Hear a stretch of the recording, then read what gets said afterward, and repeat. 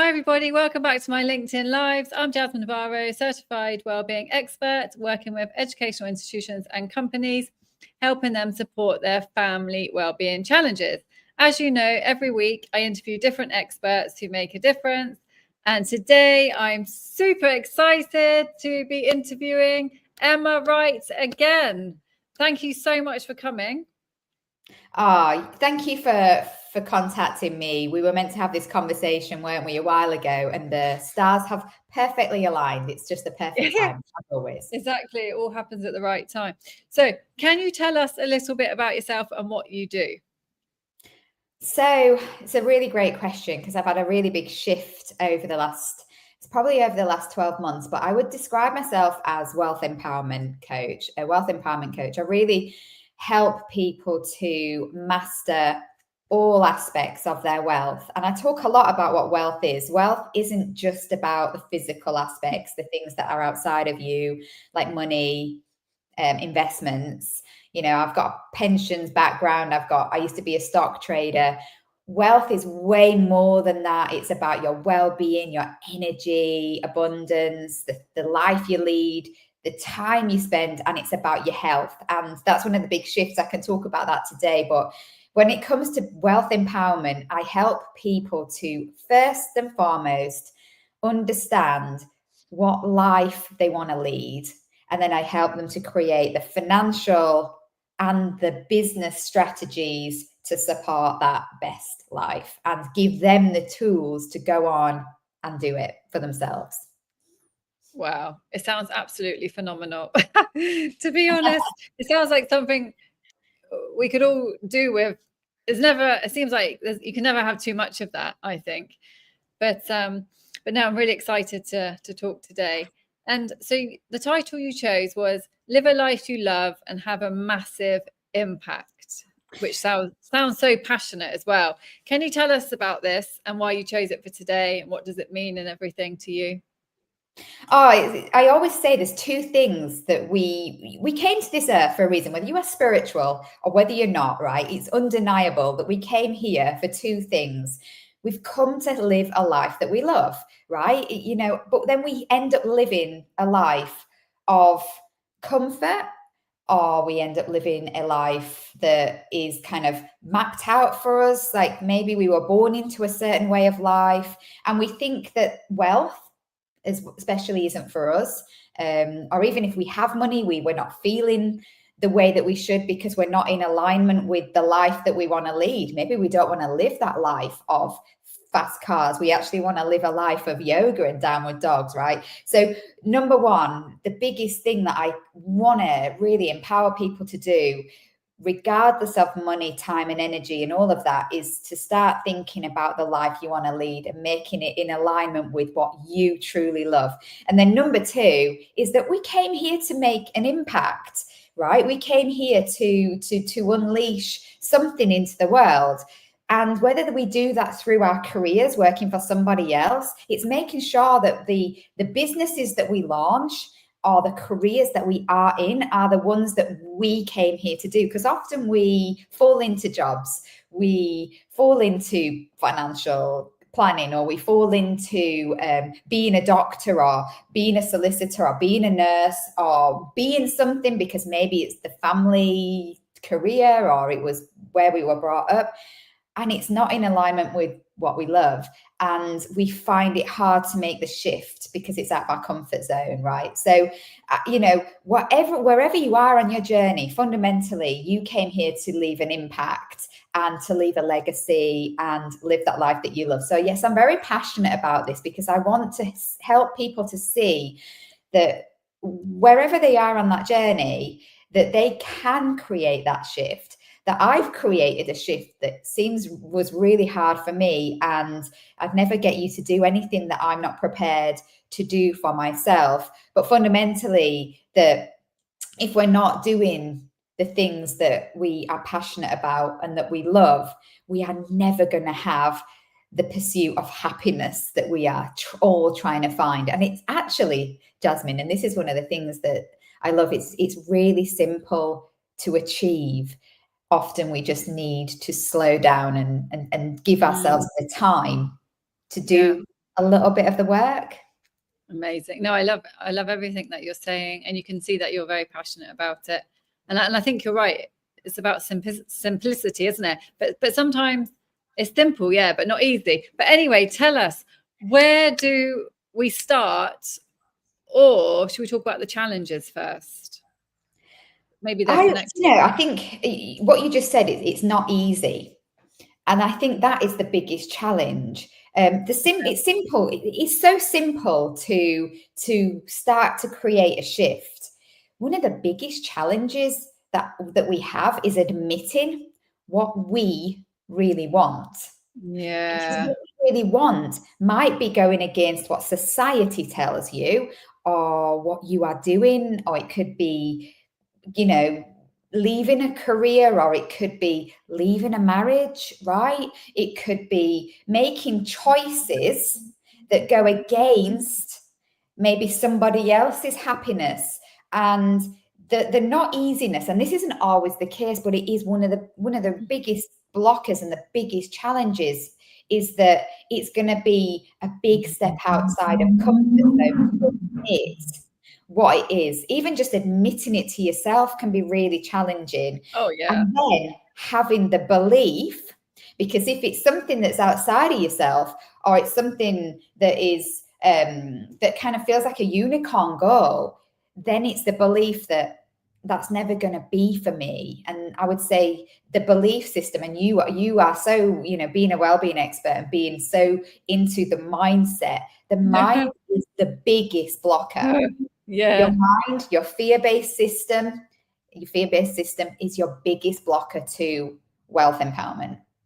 And you're right. Or definitely, it's all about beliefs, isn't it? And the thing is, if you have those beliefs, then you're not probably even going to try, are you? So then nothing will ever change.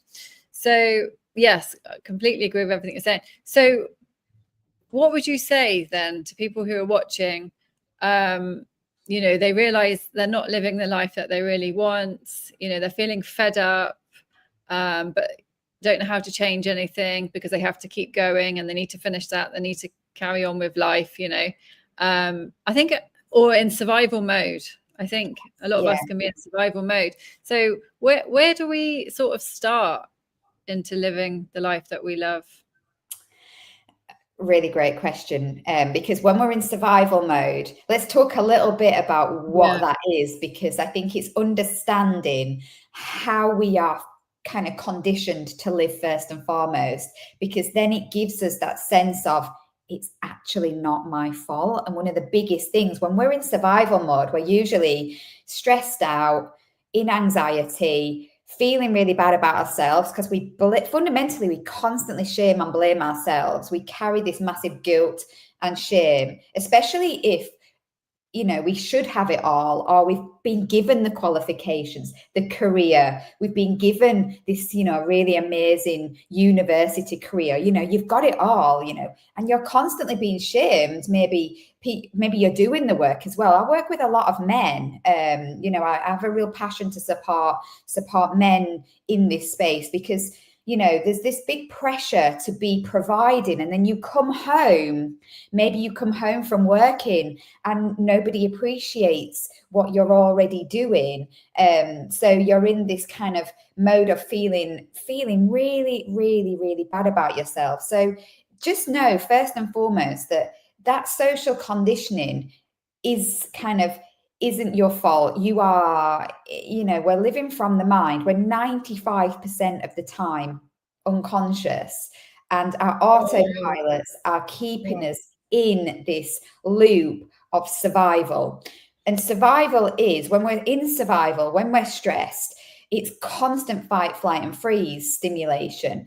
We have this like ancient fight, flight, and freeze within ourselves that was great in the caveman days, but not so great in the modern world, where all the threats that we are seeing are coming home because we're not going to be appreciated, or worrying that our boss is going to not tell us that we're good enough. And it's then because we're looking constantly for that external validation, and that is the problem. External validation. Once you shift on this journey, you realize I don't need any external validation, but that is a place to get to. You're never going to get that. So you're in this constant looping of, okay, I believe I'm not good enough. And usually the biggest belief is I'm not good enough. And then, that triggers the hormones of cortisol, adrenaline, all of the threat things that puts us into fight, flight, and freeze. And this is happening all the time. This is just anxiety. We're told that anxiety is normal. By the way, anxiety is not normal. It's a new age way of being. And then it feeds the habit of avoidance, avoiding going home, or avoiding the boss, or avoiding the emails, or avoiding the tax return, avoiding doing the money work, avoiding looking at the wealth, all of the avoidance that we fall into. And then the cycle continues. And over time, and this is why I'm working with athletes, or I'm working with athletic entrepreneurs, because what we do is when we're in this survival mode, we go into over functioning, we hide it, we mask it massively. Yeah. We don't want to admit that we are so stressed out and so overwhelmed that we carry on in this kind of cycle. But then we go into the gym, and then we kind of like, okay, I'm going to balance it out with my health and well-being. And so we're like also training our bodies, overtraining our bodies, and it can lead to massive burnout. It can like lead to the whole body burning out. So I think the biggest thing is to see what's going on, that we're in these cycles. The mind is this fear-based system, then we're forcing the body. All of the minor little stresses that we're going through are going into the body takes the score. And so we start to feel aches and pains. We start to ache, or we start to get arthritis, or we start to get autoimmune disease, because we're in constant fight, flight, and freeze over time, anxiety, and then something's got to go. And yes, it's just not an option to be in. So first and foremost, when we start to understand the science of how we've been conditioned to live, and we don't have to live like this. This is a really great awareness. We can create a different way of being where we don't have this, but it's not our fault. It's not your fault. I love that. Oh, we've got a question. Sorry, Emma, let me just go That's to okay. Tara on Instagram. Hi, Tara. Thank you for joining. Tara says, what money belief did you change that's made you successful? That is a great question, right? We can't, one thing I would say is we can't change beliefs. You have beliefs. We cannot change. These things are so in our brains. We can't change. We have to work with things. We have to create new beliefs. We can rewire the brain over time. It's really hard to change a belief. But one of the biggest things that I have shifted on is realizing that money's come and go, right? And accepting a lot of these things and raising my consciousness of what I believe, or what beliefs are, because beliefs are limiting at times, but also beliefs can be for you. There's always one of the beautiful things that I learned in some of my financial coaching certifications is that there's two sides to every story, right? If I believe that money, let's just take that money is come and go. The challenge is that I fear that money is going to leave, and then I'm going to go after money. Or if I believe that money is come and go, then I'm going to work harder for it. So it pushes me. I don't believe that there's good and bad. We are convinced, we're told that there's good and bad in everything, but it's the awareness of it. A big shift that I made, though, is not having attachment to my self-worth. Money is not me. Money is a currency, energy. I am not money. I am worthy Emma. of money. I am Emma. Well, I am Emma in this life. If I go super spiritual, I also don't really attach myself to kind of things like that. But fundamentally, I am whatever I want to be, but I am definitely In that not moment. money. Yeah, Exactly. Yeah. Oh, I love that. I love what you said about, one belief could be money comes and goes, because then it's all about going with the flow of things, being in the moment and not having that attachment to anything, because you're just in the moment and you know the moment's going to change. So there's no point being attached to anything. And oh, hi Artie, how are you doing? She says, thank you both. It's brilliant to be part of this conversation. Thank you so much for joining us, Artie. It's a pleasure to have you with us. Please let us know any comments or questions. But yeah, carry on, Emma, because you're really getting me motivated here. Yeah. I mean, this topic is huge. It is a huge topic, and sometimes we start scratching the surface on some of these things because it is like a mind pit, and I want to bring it back. You know, sometimes it is quite overwhelming. And what you've just said, Jasmine, is so beautiful in the sense of we know what we're stuck in. We know we have all of these beliefs. It is really important to be in the moment. A big shift that we can create is if we realize the mind is a beautiful system, it's a fear-based system, but we have to come into the moment. When we take that time to take a step back and we start to live in gratitude of the money we have, of the money we're making, of the time that we have, of our body, just the way it is, of everything that's in our lives, from the relationships to the clients. When we start to be present, because there's a lot of you know, kind of things that we can look at into words. It's a gift. The present moment is the gift, and we're, especially with financial planning and business planning and wealth, we are constantly striving for the future. We want to build wealth. We want to have the next best thing. We want to create all the things for the future. And then we forget to live in the present moment. And there is only ever today.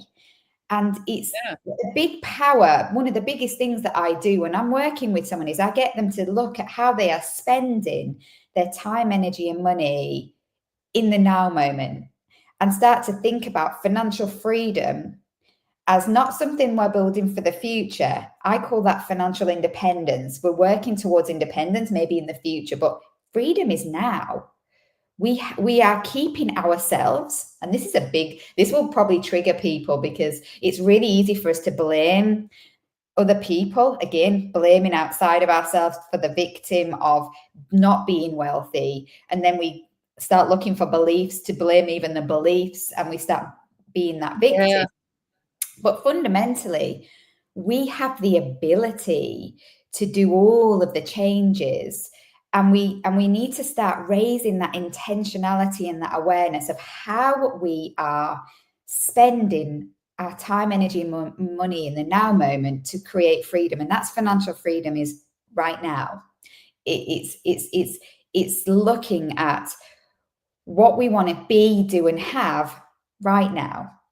You know, if you want to be, I would get curious about this.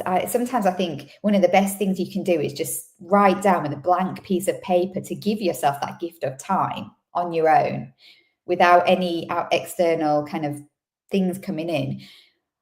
What do you want to be, right, in your life? What do you want to be? I want to be happy. Well, what does that mean? What does being happy mean? What makes you happy? What does being wealthy actually mean to you? Because when you get really curious about being wealthy, say, you know, I want to be, you know, I want to be happy, I want to be abundant. Well, what do I need to do in order to do that? And you start thinking about some amazing life-changing goals. And these are not bucket lists for the future. This is how you need to be living your life every day. It's for me, you know, when I started doing this, I kept going, yeah, I want to go on holiday. I'm like, well, what about my life here?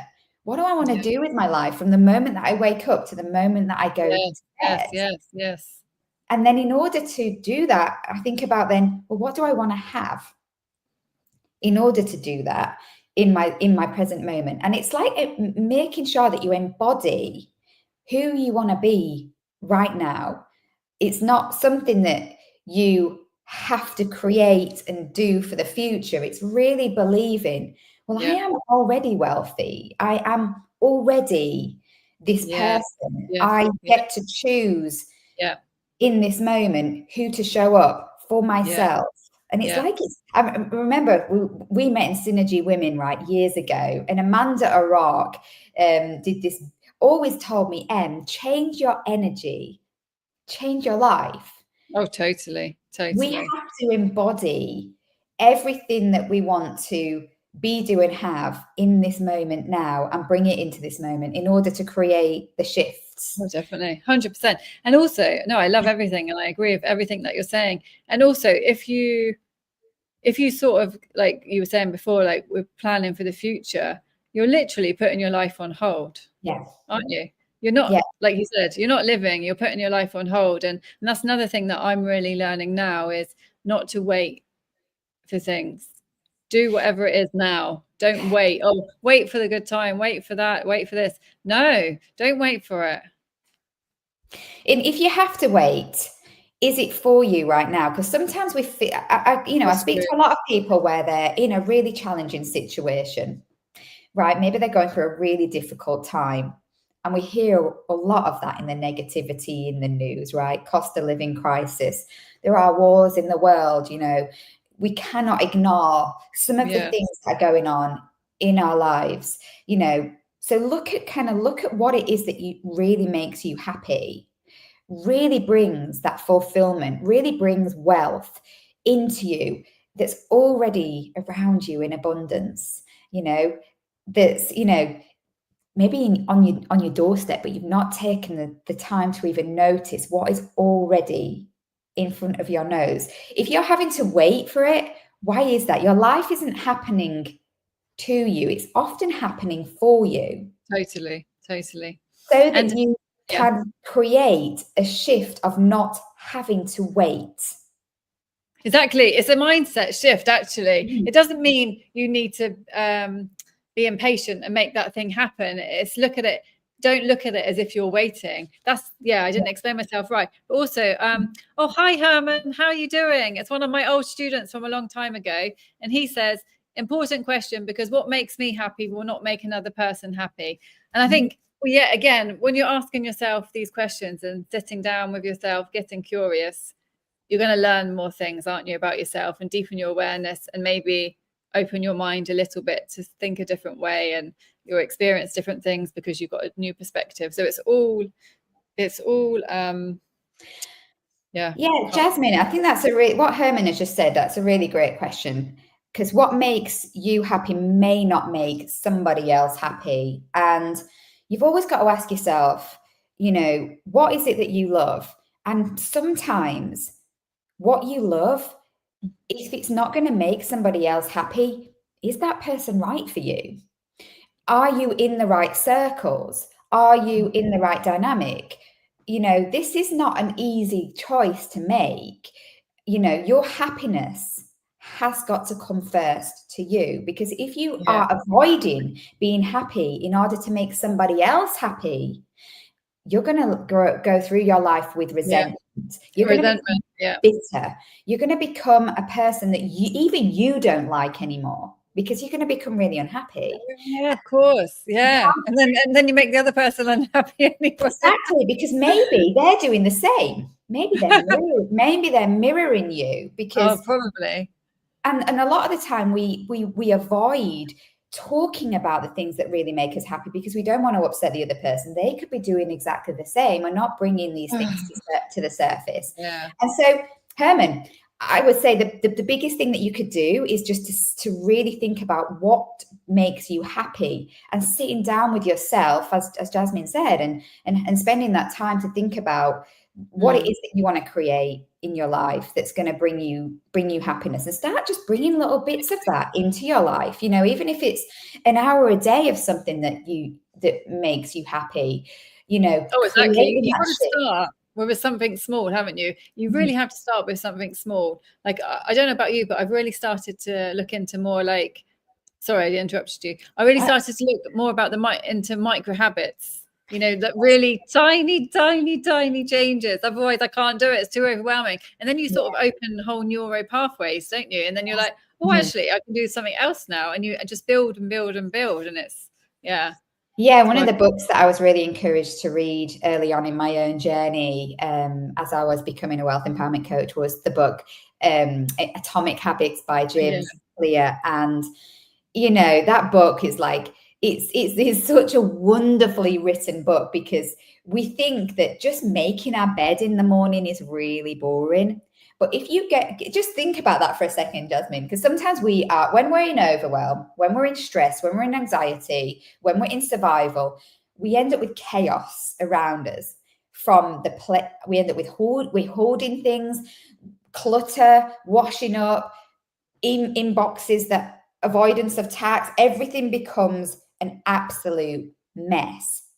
If we were taught to, from the moment we wake up, to make our bed, to brush our teeth, to wash up after ourselves, to not put it off, to then make some lunch, atomic habits, little micro things, and then to do 10 minutes of yoga and breath work before we go on and do our jobs, to then treat our jobs as a luxury, rather than thinking I've got to do these jobs, to then do things strategically in those little orders, to create our life in this micro habits of abundance, to see everything as a gift. I get to make my bed. I've got a bed that's really comfortable. And then you go home and your bed's made, right?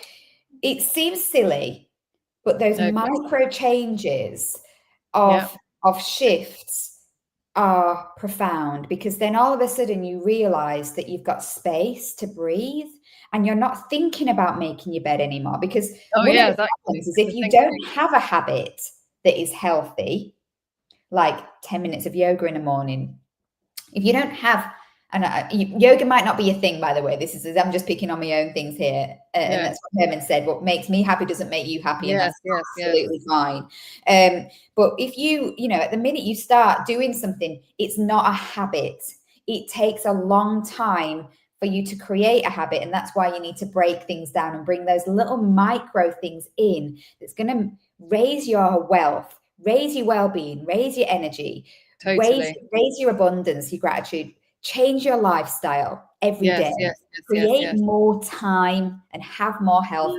My wheel of wealth, right? Really think about those little micro shifts. Pick one thing and just do it for a really, really long time. Exactly. No, I love that. We're running out of time, but just want to say, Grace says, Atomic Habits is a great book and sells quickly with us. Thank you, Grace, for joining.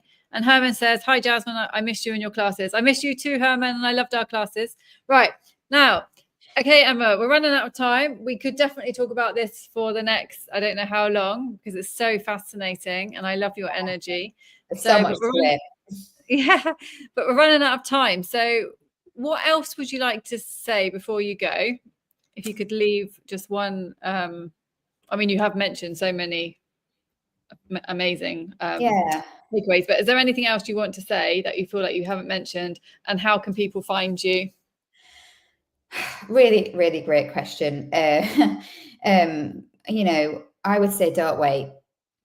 We talked about weight and energy. Do not wait to work on your wealth. All the things that we've talked about. Do not wait, because if you wait, you will hit burnout. Your wealth is not a luxury. It is your gift. The time is now. You can work on it in so many micro ways. Just don't wait to think that, okay, I need to start in the future. Take the action now. I mean, ways to find me. I've got a YouTube show called The Wealth Rebel Show. You can find me on Instagram at The Wealth Rebel. I'm Emma Wright on LinkedIn. Find me all in these places, and then you'll find the links to kind of learn more about these things with me. No, brilliant. Can you put all the links on the post so people can just click on your YouTube channel, and all of that? Amazing, amazing. No problem. No, thank you so much, Emma. It's been amazing seeing you. And thank you, everybody, for joining. We loved your questions and comments. And if you have any more questions and comments, please message Emma directly, or you can put a comment or question on the post. And thank you so much, Emma. It's great to see you as always. And I will see everybody else next week. Namaste.